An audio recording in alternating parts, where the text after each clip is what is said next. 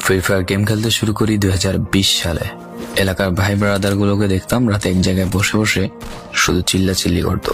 একদিক দিয়ে ভালো লাগতো, অন্যদিক দিয়ে মনে হতো এরা এমন চিল্লাচিল্লি কেন করে, চারজন করে। তারপর তাদের কথা মতো তাদের মতোই শুরু করি ফ্রি ফায়ার গেম। প্রথম দিন গেম খেলে রাত জেগেছি 11টা, যেটা ছিল রাত জেগার প্রথম কারণ এবং প্রথম ভালোবাসা। এলাকার বন্ধুরা মিলে রাত হলেই আড্ডার আসর দিয়ে বসতাম আর শুরু করতাম গেম খেলা। সবাই তখন গেম খেলা নতুন শুরু করি।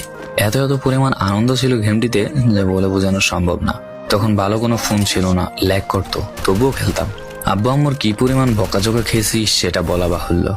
অনেকদিন তো স্কুলও যাইতাম না, বন্ধুরা বসে গেম খেলতাম। কিছু টাকা জুগিয়ে কয়েক মাস পর একটা লেভেল আপ পাস ছিল না, 200 টাকায় বোধ হয় 800 ডায়মন্ড পাওয়া যেত। তো সেখান থেকে 800 ডায়মন্ড থেকে একটা অলগ ক্যারেক্টার নিই। আর সেই অলগ ক্যারেক্টার ছিল তখনকার সময়ের সবচেয়ে দামি ক্যারেক্টার। তখনকার দামি প্লেয়ার মনে হতো নিজেকে। আবার গেমের ভিতর অনেকের সাথে বন্ধুত্ব পর্যন্ত হয়ে গিয়েছিল। গেমের ভিতরে বন্ধুত্ব হলেও বাস্তব ছিল বন্ধুত্বগুলো। তখন ফ্রি ফায়ারে ডু পার্টনার সিস্টেমটা ছিল না, তাই কোনো মেয়ে গেমেও ছিল না। তারপর যখনই মেয়েরা গেমটা শুরু করে তখনই আস্তে আস্তে গেমের আনন্দ নষ্ট হয়ে যায়। অনেক বেশি র্যাম প্রয়োজন হতো, তো তাই গেমটা খেলতে ভালো একটা ফোনের প্রয়োজন হতো।